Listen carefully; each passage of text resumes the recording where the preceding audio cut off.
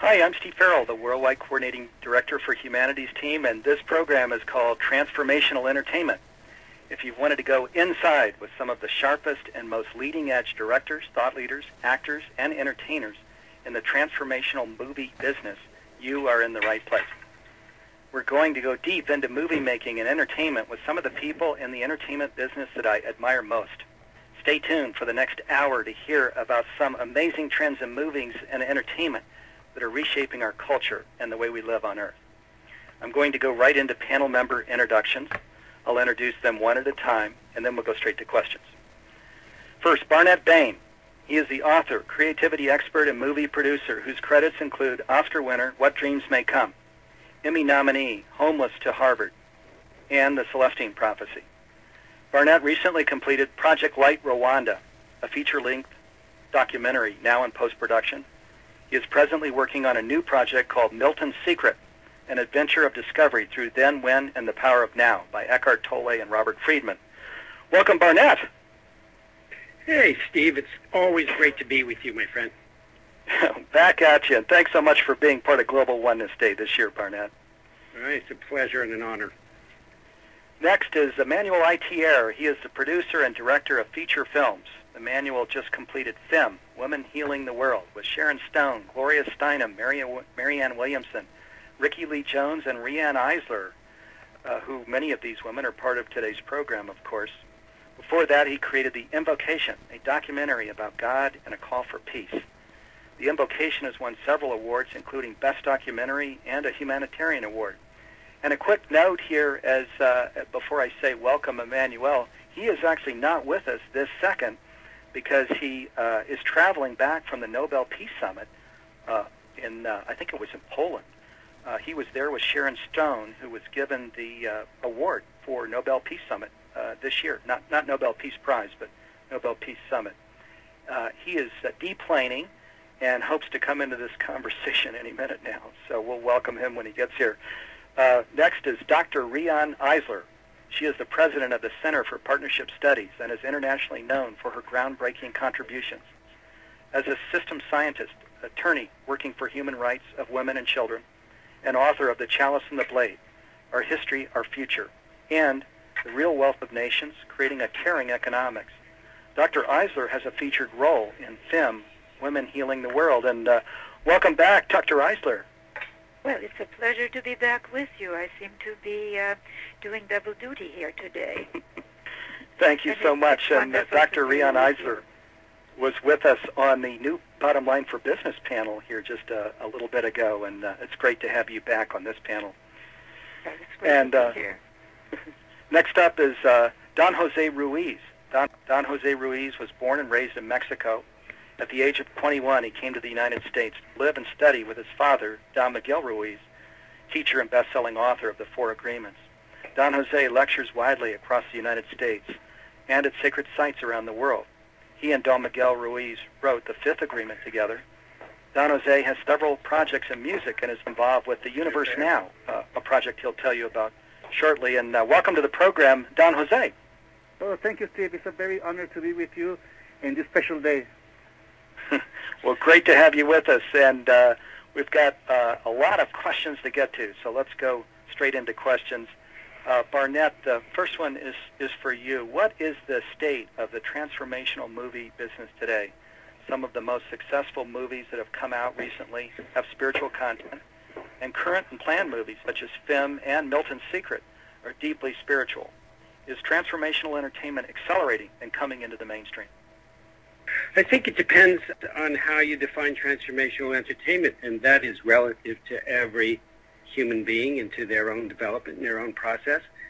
In my view, stories hold the blueprint for what's possible in our lives and in the world.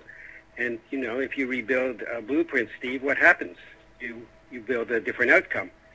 So I believe there's a very big secret to share, and that is that stories don't live inside us. We live inside of stories, and that this is the secret power of all myths. What?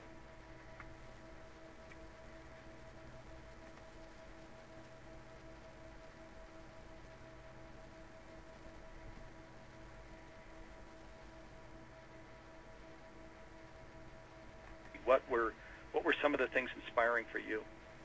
Well, I'm not really a business leader. Let's get that one.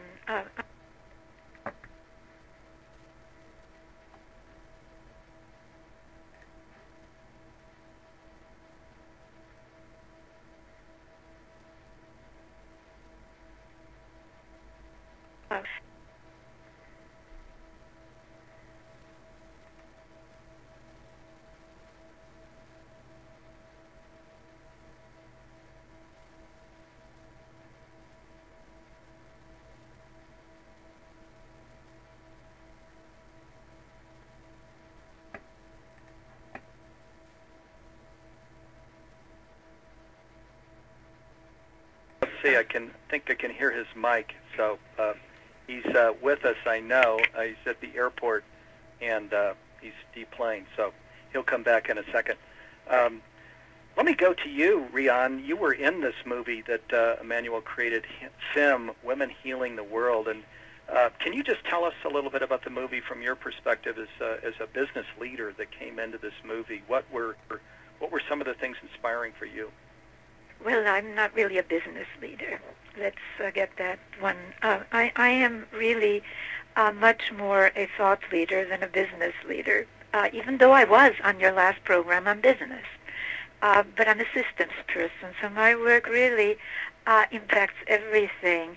And my role in FEM was to really talk about our hidden heritage as women in particular, but also as men, a heritage that is described in detail in my book, The Chalice and the Blade, as well as Sacred Pleasure and other works, where basically we have evidence from both myths and from archaeology of earlier times in which, there was more oneness, shall we say, between the two halves of humanity, women and men, where it wasn't a matter of ranking one half, the male half, over the female half.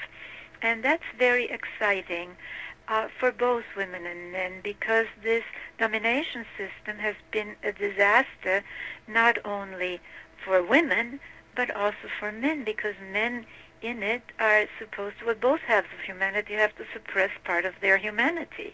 Men have to suppress in that system their so-called feminine, their softer, more caring part, and women have to suppress their so-called masculine, their more assertive part, as powerless people have to do. So I spoke in the film about a particular culture that I looked at, although I looked at many cultures, but this was the Minoan culture that flourished on the island of Crete, about 3,000 years ago. And it was a culture that is just fascinating because there was more equal partnership between women and men.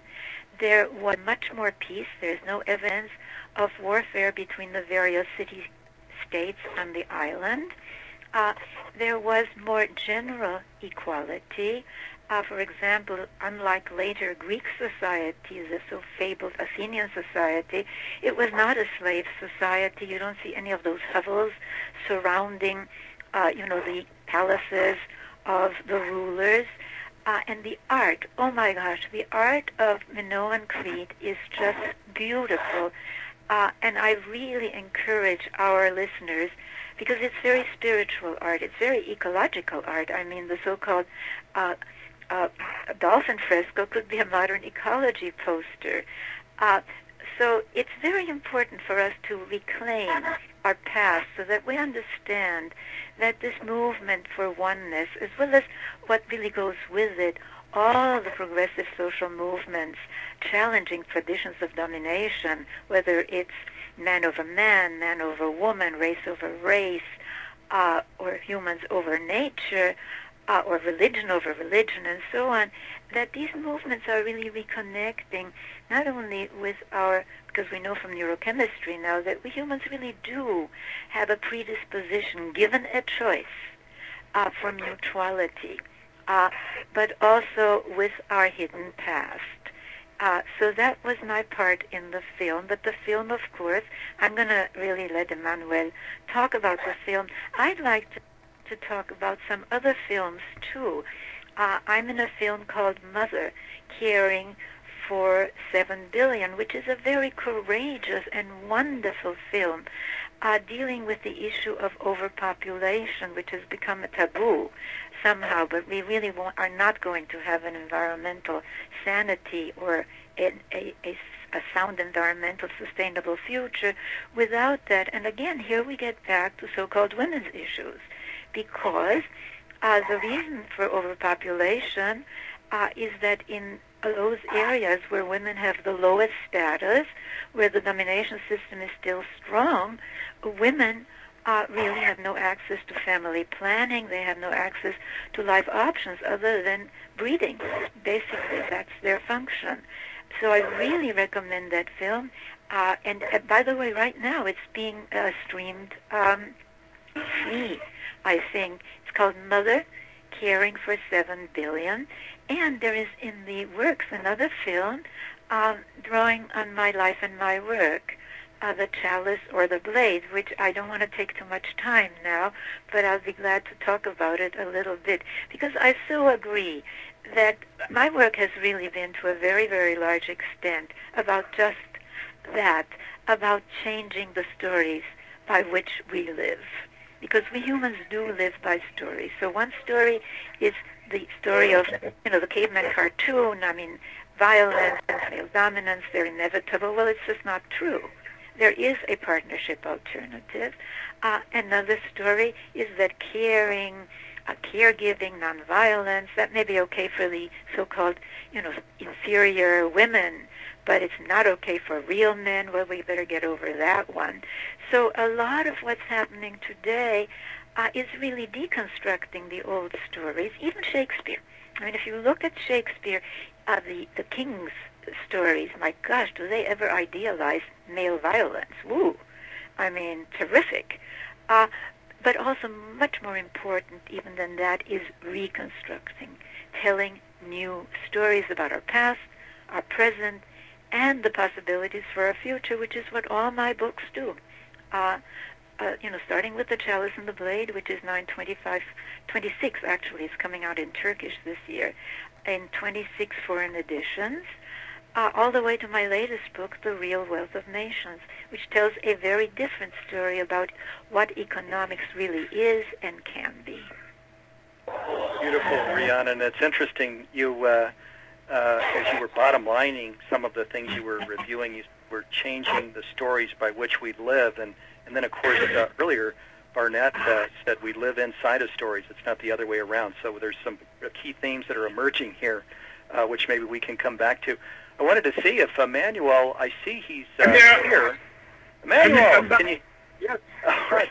First audience that you speak to as you come back from this incredible summit, huh? Yeah, I'm at Los Angeles airport, actually, in between custom and getting my luggage. I just came back from a peace summit in Warsaw, where all the Nobel laureates were giving Sharon Stone a Peace Award for humanitarian work, whether it's with AIDS and other women and children organization, and of course, being part of movement. And I'm sorry she's not with me. She's in a different plane, and her plane is delayed. So I'm lucky at least I can spend a little bit of time with you. Emmanuel, there is a little crosstalk, if just to share there, if there's any area that might be quiet, that would be good. We can hear a little crosstalk as you're speaking. But would love for you to come in with two things. One, of course, your movie, Femme, Healing the World, and would love to just hear your inspiration behind that movie. And as well, that Sharon Stone's movie, or that she is being honored by the Nobel Committee. Clearly, that's speaking to transformational entertainment, and that some of the things we'd like to see, the spotlight on, or coming into the spotlight. So anything you might want to share about that, too? Yeah, well, absolutely. In the case of Sharon, I think she realized that she can use star power to spread some new thoughts, some new ideas. And obviously, she's a mother. She's been married, so she has a lot of things to say about the state of mind today in our society, and how indeed we need to shift in terms of thinking, but more important in terms of action. And actually that was the theme of the Peace Summit I come back from, and whether it was the Dalai Lama or Mohammed Yunus, anybody, everybody was saying, 20th century has been really a little bit too much about thinking and talking and not enough about doing. And now we need to act because we are in crucial moments where either it's going to keep falling apart or we indeed going to rewrite history and start fresh, or at least evolve in a new direction. And our movie film is really that. It's not a pro-feminist or against macho movie, but it's a pro-humanity movie. It's about all of us, the 7 billion people of planet Earth, being crucial for each other.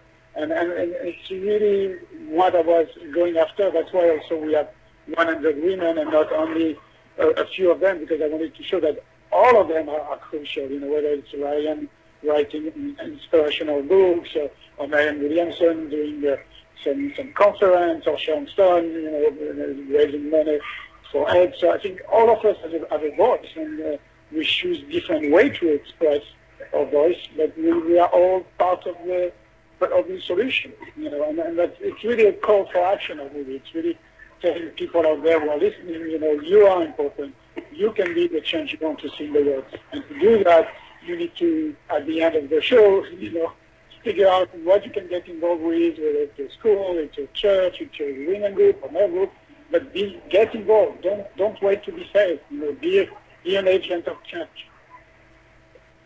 Absolutely. And this movie, Femme, Women Healing the World, it so much goes straight after these messages of oneness and the divine feminine and love, and empowerment, like you say. It's inviting people to step out and be the change, men and women, is it not? Yeah.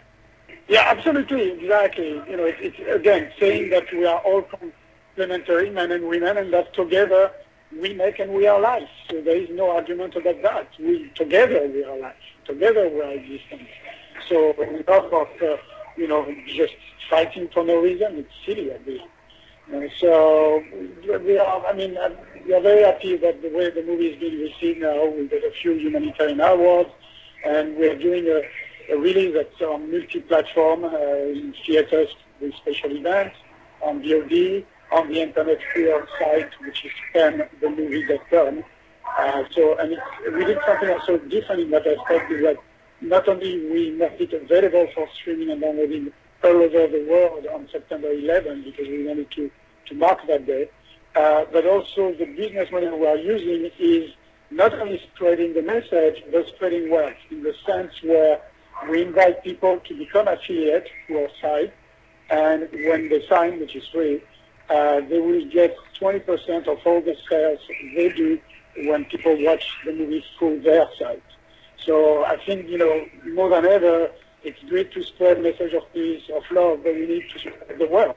And, that's what the book Wen was telling us about, the world of the nation, which is going to be a subject of another movie we are doing with Mauritian Fun about how we really, really, really need strongly to spread the wealth. Because if we keep going in that direction of the 1% being ridiculously rich and owning and controlling the entire planet and Earth struggling day to day, it's going to get worse and it's going to explode. And some silly people will take the guns and will make revolution. And we don't want that. I think we are made for love. We are made to kill each other.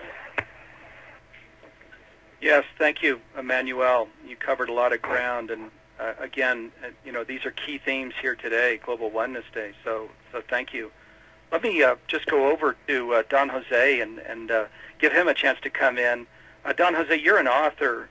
You co-wrote with your dad the 5 Agreements, but you're also involved in music projects and in a project called The Universe Now, an entertainment project. Can you just share your perspective, come in if you would, and tell us about your work? Well, one of the beautiful things about being human is that we humans are born to be entertained. Ever since we were little babies, something gets our attention, and we put our attention to it, and that's what we see. And then we grow up, and then after a while, after being entertained, then we start just opening our hearts, and that's when we entertain. And it's so beautiful how many times as a little kid just go into a room and all the adults just watch the little beautiful kid. Now it has the power of entertaining. And it always remembers me of the way that my parents entertained me, or take care of us or domesticated us. It's always putting little seeds of their awareness so I can wake up with that awareness. And of course, it all comes with love. So right now you can see in entertainment, it's getting transformed because a lot of people are very aware of what they're putting their message, and especially seeing their message being across, without getting distorted or contaminated by someone else to see how this project is going to end. No, but now we have a very beautiful intent to put our art out there, to put our message out there, and this is what inspired us to change the world. So one of the beautiful things, as to see is that we're the storytellers, telling the story to ourselves, because if we put attention, like who's telling the story, we ask this question, who's telling the story, then who's listening to the story, then we can totally see how we as an artist are getting inspired by many things. Now having control of this as a parent, or as a grandparent, or as a teacher, or as a film director, or as a storyteller, or as an author, we have in our power to create from our heart, to inspire from the heart. That's why the Toltecs are named artists, because we are creating everything from the heart. So everything that we do is an art being created that will put a seed wherever we walk to. And this is how the entertainment world is totally transforming, because now you can totally see how manipulation is created. You can totally see how everything's coming from the heart. But most of it all is that one can be totally free to create his own art. And this is one of the most beautiful things about being alive, is to have that freedom. Now when we have that beautiful awareness inside of us, that we can entertain ourselves, because this is one of the most beautiful things about transformation when we're walking a negative path or walking the negative way, is that we really don't, we really entertain ourselves, because we go into the other negative object, another objective way of living, and that becomes us very depressive way of living. But the moment that we get the awareness that we are the artists, that we're creating, so, wherever we do, we're entertaining the world, but mostly we're entertaining ourselves. So when we are entertained and feeling our full happiness for whatever we create, we have this creation that we create, not it to be criticized or judged, because we don't care for it. We just care for it that it feels good to us.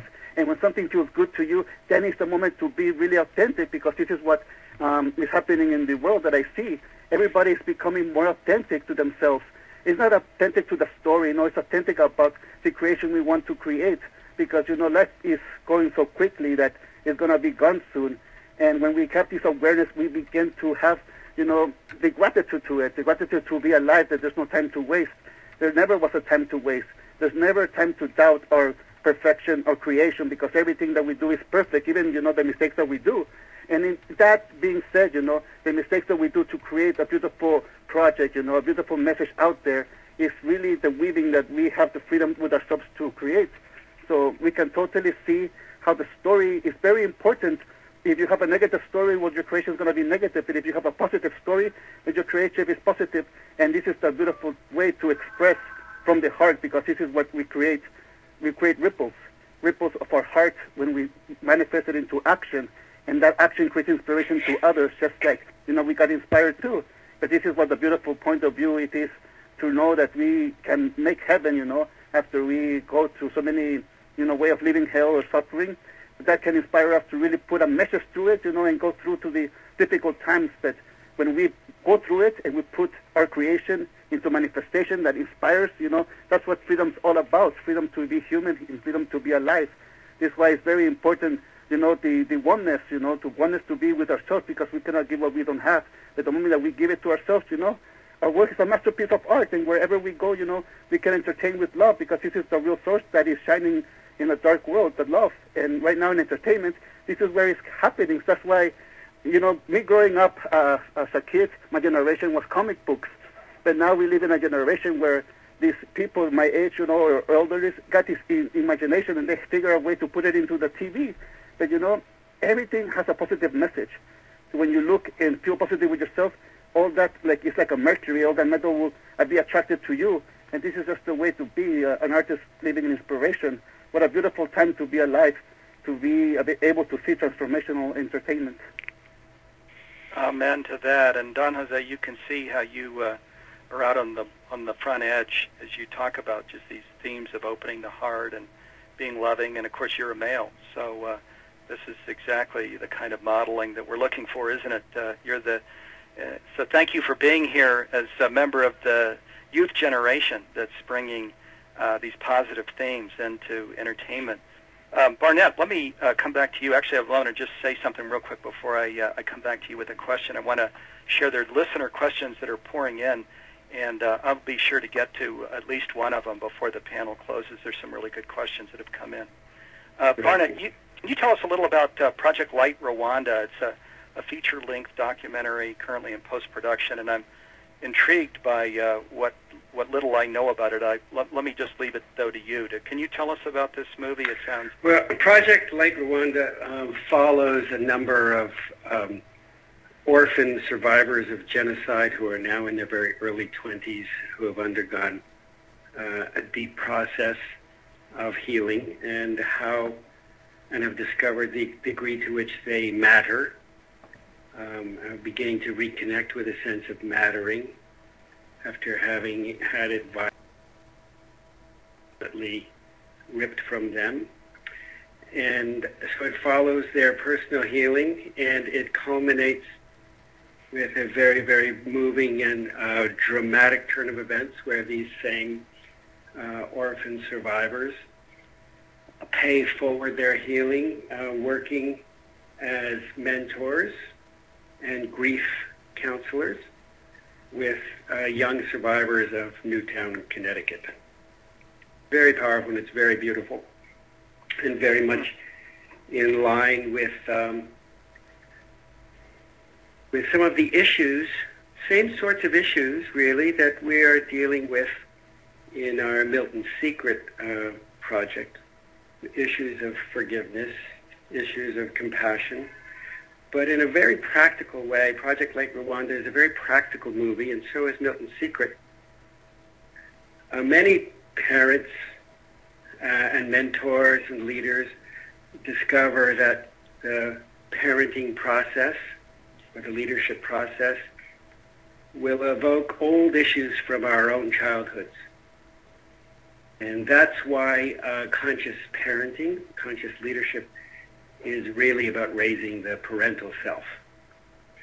And so these movies, both Project Light Rwanda and Milton Secret, which I'm doing with Eckhart Tolle and the supporting sponsorship of the Dalai Lama Center, they're very similar in that way, although Milton Secret is a feature-length drama about a very stressed out 11-year-old boy whose parents are having marital problems, are having financial problems, who are constantly lost in their digital devices, who think that they are connecting with each other and with the world and with their son, but they're really so involved in trying to outthink life, and to strategize and to ruminate about the past and the future, that they have really estranged this boy who is living in a community that is likewise stressed out. There are many homes in his neighborhood that are underwater for the first time. There is homelessness in his reality, and he's bullied at school. It's very, very stressful because one of the casualties of these very accelerated times is this alienation from what Rian refers to as the divine feminine. I simply call it being states. Eckhart calls it being states. The Dalai Lama Center refer to it as being states that allow us to be in touch with compassion. So our story follows this boy who has a transformational interaction with his grandfather, which will be played by Peter Fonda, who at late in life has, after a long history of being a poor husband and a poor father and a hellraiser in life, has discovered not guilt, but remorse and compassion for himself and others, and responds to the world in a very, very different way than anybody else. And although it is not a panacea, our little boy does not all of the challenges disappear. There is this glorious redemption of seeing an entirely different way to live into the marriage of doing and being. It's not all action, because if we take action from a place of control or a place of urgency or a place of fear, a place of anxiety, we will simply create active anxiety. But if we can take action inside the umbrage of connection and self-understanding with ownership of our own triggers, then that action is elevated. And indeed, it is only through the being states of those bodhisattvas that are on the planet that the whole thing is held together anyway. Sometimes I marvel that I'm hurtling down the 405 in Los Angeles at 60, 70 miles an hour, 21 inches from the car in front of me, and everybody is multitasking, and it is certainly not for our ability to outthink life and to be in control that chaos is averted, but we are being held in the loving embrace of so much more of our own faculties and faculties that are beyond us. And so there is this grand vision that we have of putting out an example that models without a lot of fuss, so that because we learn by seeing. We all learn by seeing. As a child, our parents tell us all kinds of things, and very rarely, it boils down to, take my advice, I'm not using it for the most part. And children are socialized by what they see.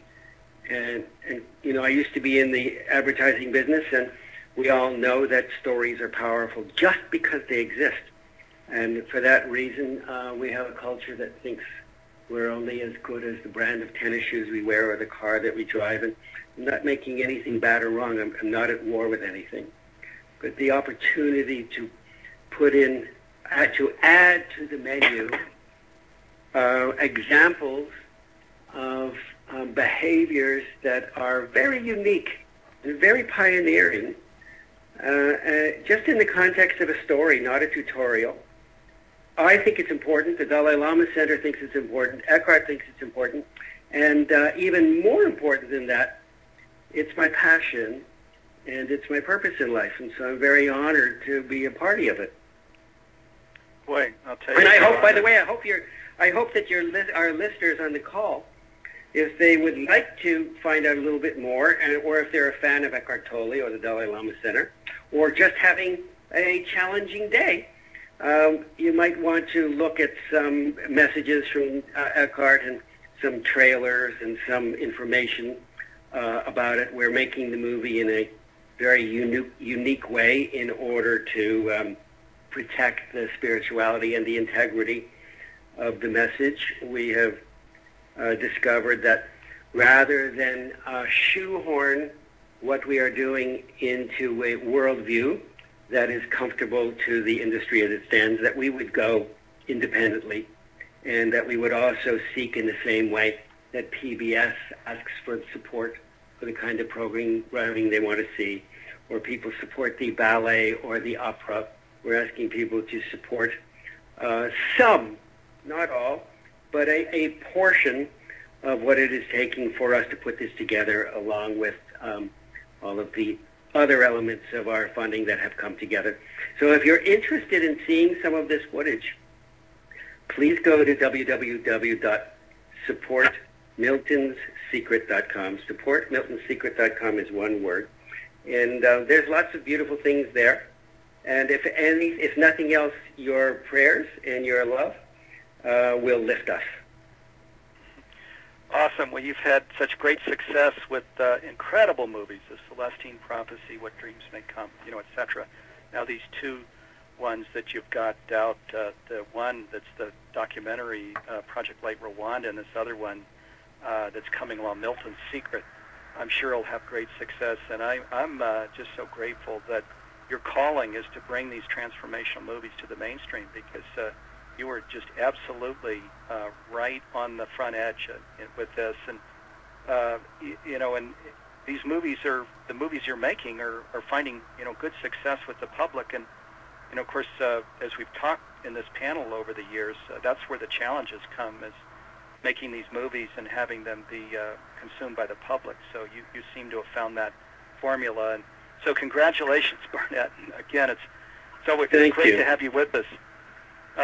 Let me just bring in a couple things. One, we are getting a bunch of questions here regarding being able to listen to today's program.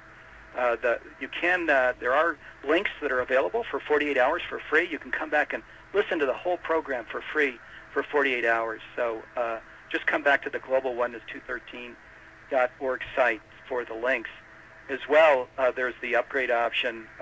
This is nonprofits that are hosting this, so we've made these very affordable, the MP3 links, transcripts, and CD. So that's that. Let me bring in a couple of questions from listeners. One of the questions that's come in is from a woman in Portugal, Magda in Portugal, and she says, I'm 22 years old, and sometimes I get confused by the messages in songs, rap, pop, hip-hop, etc., or in the mainstream movies. How do we choose? How, in the younger generation, can we distinguish when we have so many stimuli in the area? Who would like to take that one? My goodness. I'll take it, because that's my work. Basically, we have old classifications for things like right or left, or religious or secular, or Eastern or Western, or religious or secular, for example, is not the issue. It is within all of these categories that there's an underlying struggle. And it's a struggle between what my research and now the research of many others has identified the configuration of a domination system and a partnership system.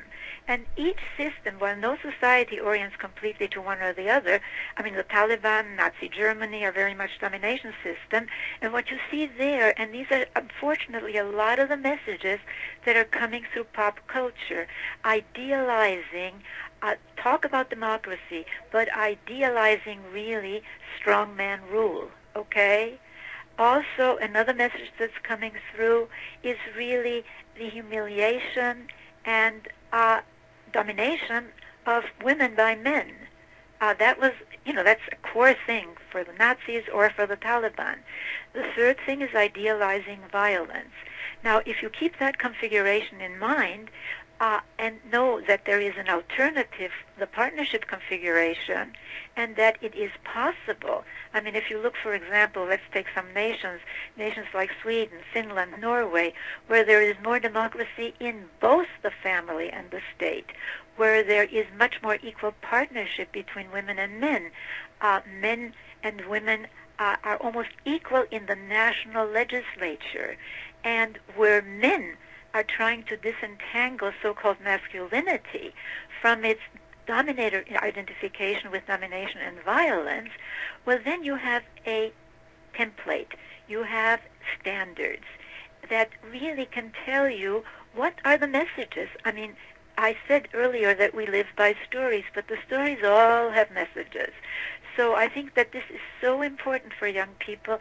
And there's a book I wrote that's very accessible called The Power of Partnership, that really, and it's a self-help book, basically, using how we relate, using the partnership and domination models and showing how every relationship, how we relate to ourselves, our intimate relations, our work and community relations, all the way to our spiritual relations, because spirituality, a lot of the stories that we've inherited, there's a core of oneness, of partnership teachings, of caring, of love in spiritual traditions, but they're horrible.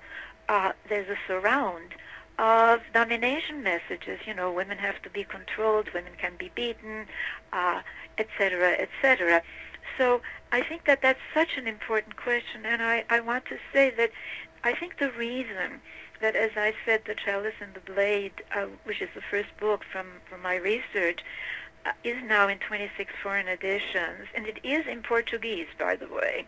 since you're from Portugal, the caller, why so many people write me that it's changed their lives is precisely because once we understand that, and we also understand that the domination system is not inevitable, as I said earlier, that we have this earlier partnership heritage, then we feel empowered. And there's also something else, which is that we humans have such a hunger for beauty. And I want to tell you about an artist that I love, because Don Jose was talking about art, not only film. And I really suggest you go to her website. It's Barbara Schaefer, S-C-H, Barbara, and then S-C-H-A-E-F-E-R, is her website.com. But her art is mystical and magical, and yes, it's art from the heart, not like so much of the comic book and cartoon and pop art that really desensitizes us, doesn't it, to feelings.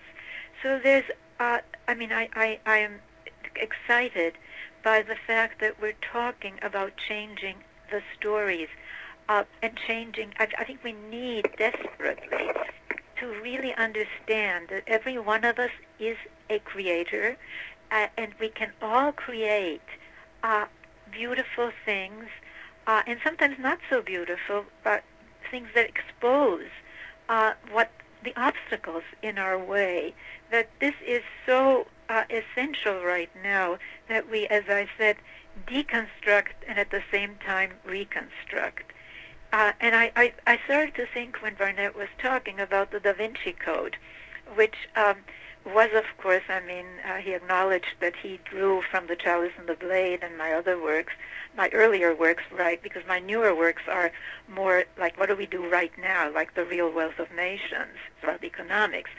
But it was so interesting because I think the tremendous response to that book was because of this hunger for another story about our cultural origins, for another story about what really is spirituality, and yes, for a story in which it isn't man over woman, spirituality over nature, where the divine feminine, where spirituality is a partnership spirituality, which is both immanent and transcendent.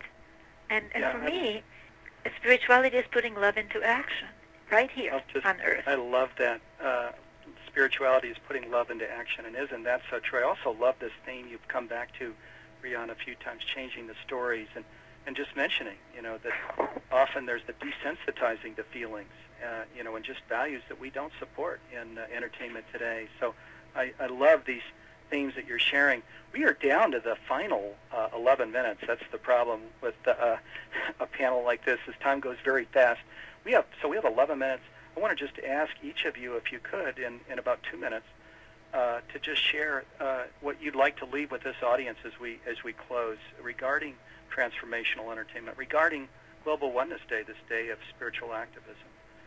And we can just, Barnett, if you want to go first. Also, leave a website people can learn about your work. I'm sorry to cut in. Oh, thank you so much.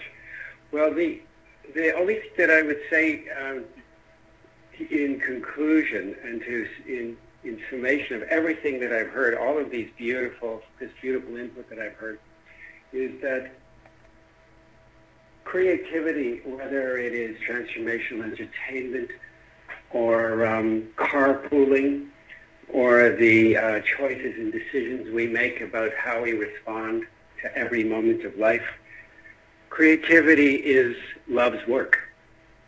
And to the degree that we allow ourselves to more fully appreciate and let that in, I think we become more alive. We balance the will and action with the imagining and feeling. We balance the dynamism of an integrated masculinity with the animism of heartfelt, mature, emotional, collective sense of community and belonging. And we generate entirely new possibilities. And that has always been the role of story making. Story making has increasingly been a rear view mirror, and it has reflected more so where we have been, and we are at a unique time in history where we can now create stories that are visionary and that are firing on different cylinders. So I invite all of our listeners to look at www.miltonsecret.com, and I hope that you enjoy what you find there. I hope that you will support us. We can be the messages that we want to see, but in order to create the kinds of entertainment that is not being given to us by the industry, by the film business, by the powers that be, we can support the kinds of entertainment that we would love to see and that we would expect to see. And if you like what you see at Support Milton's Secret, then please participate. And if not, we just appreciate your good wishes for us. Okay. Thank you, Barnett. And Emmanuel, are you with us still? If you are, if you could share about 2 minutes, your closing message. Yeah. So, well, I just came back from that peace meeting, as I was explaining, and, all these Nobel laureates reminded us that there is a famous saying that says, to prepare to peace, you have to prepare to war. And they say this is wrong. Like Ryan said, we have to rewrite some stories, and that's another one to rewrite. To prepare for peace, you have to be in peace, and you have to prepare for peace. So we shouldn't have a war room at the White House, but we should have a peace room. Every government should have a peace room. Because it's a state of mind. That's what all of our movies, I hope, is doing an awakening in people, telling them, no, you are not made to kill each other. No, you are not made to hate each other. You are part of the essential puzzle where, again, we trigger each other against. We can do that. It's a choice. The choice of choosing different education system, different system of thought. So I think it's happening. It's tough. I mean, it's funny that's a third that I wanted to participate to, and if you ask me. Learn more about your work? They can go to my website, which is www.FEMME.com. FEMME.com. Okay, that's FEMME, themovie.com. Thank you, Emmanuel, and thank you. And Don Jose, do you want to come in with just a couple minutes of your closing thoughts here regarding transformational entertainment and Global Oneness Day? Yes, one of the most beautiful things about art is learning a tool, and one of the tools like a musical instrument. And when you begin playing the musical instrument, you learn somebody else's songs, and you play someone else's songs, and it feels good. But when you master that instrument, then something happens when your heart starts getting, out of your body and finds this instrument. You start playing with your heart, and this is what it's all about: to play with your heart, to create from your heart, and always know that to follow you. To follow you is the most beautiful liberation that can be, and from that you cultivate yourself, you cultivate your story. But the important thing is to learn to listen, to learn to participate, to learn to play with life. And it's one of the most beautiful things about the artists, because we all are artists. And one of the beautiful things that we learn into one point is to separate negativity from positivity. And when we follow our own positivity, we can understand the negativity outside of us. So in that moment, we not get corrupted by it or infected by it once again, but we overcome it. And right then, we can know what is negative and what is positive. And from our heart, we can give a message of positivity. And this is how we can change in this beautiful world that the power in media exists right now, because right now we have a freedom to speak our mind, and we can publish ourselves. We can put our heart in many different directions, but the most important thing is to be true, because when you're true with yourself, when you're authentic, that is what is eternal. And when we're not in authenticity, that is just a moment, that's going to close. So the beautiful thing is to always be you and respect the artist that you are, because this is what we hear in life, to make a masterpiece of art. And what a beautiful way to shine it in entertainment. Oh, what a beautiful message, Don Jose. Yeah, be who you are and stand in your authenticity. Don Jose, where can people go to follow your work? Well, with MiguelRuiz.com, we have an internet called the Universe of Now, but we're modifying it because that's what sometimes happens with inspiration. Sometimes you just want to change it. It's what it's all about. Was that Ruiz.com? I want to make sure I follow you. Yes, MiguelRuiz.com. Okay, MiguelRuiz.com. So MiguelRuiz.com. Correct. Thank you, Don Jose. And Rian, your closing thoughts and inspirations, please. Well, first of all, I want to say that I really also want to invite our listeners to support what we're doing. I mentioned a film, The Chalice or the Blade, which is being done by the same company, Tiroir, that's Tiroira Films, that did Mother, Caring for 7 Billion, a film I'm also in. And that film tells a story really of transformation, my own transformation, from a child survivor of the Holocaust to somebody who is passionately committed, well, to our oneness, but to creating the conditions in our world that make it possible for us to really express our enormous human potentials for caring, for creativity, for consciousness, rather, because we also have those, than our possibilities, which are brought up by domination rather than partnership systems, our capabilities for cruelty and for insensitivity, for violence. So my work really, my books, this new film, the Caring Economy campaign, the Spiritual Alliance to Stop Intimate Violence, all of my writing, my speaking, my projects are about transformation, and we can all be creative co-creators of that transformed partnership future, not ideal, but much more based on mutuality and oneness. And I do want to give you some websites. One is partnershipway.org, and following in Barnett's footsteps, if you want to donate to support the film, The Chalice or the Blade, or any other part of our work, please do, because that is what we need. We need people who are willing to commit and to be engaged. So that website is partnershipway.org, and it will take you to other websites, to the Spiritual Alliance to Stop Violence Against Women and Children, which is so essential. It'll take you to the Caring Economy campaign, and then there's my own website, which is under reconstruction, like Don Jose's, but still it's still there, which is RianEisler.com. And I really want to say that we are one.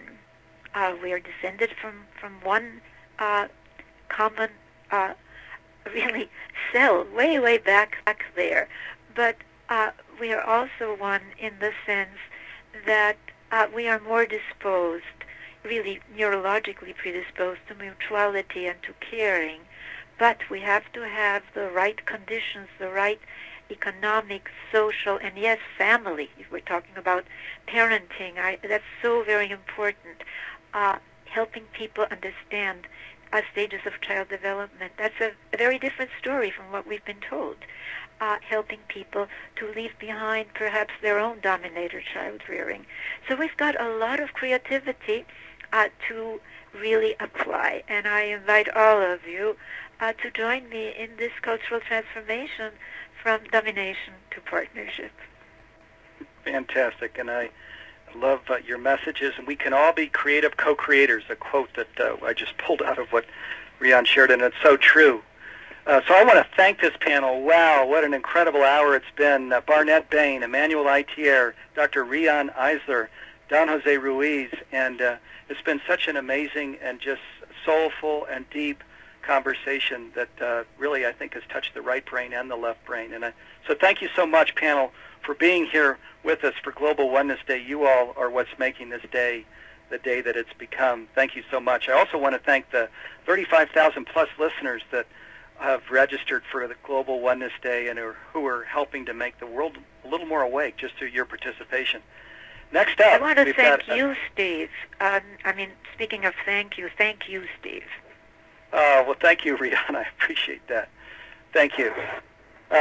Next up, we have an incredible panel. It's called Embracing the Oneness Blessing, and it's with my co-hosts, Barbara Fields, Dr. Roger Teal, the Reverend Howard Caesar, and Doug Bentley. It's going to be amazing, so you're not going to want to miss this panel. It's next up. As we have been doing, let's first just take 10 seconds in silence to center ourselves in oneness as we prepare for the next program. 10 seconds.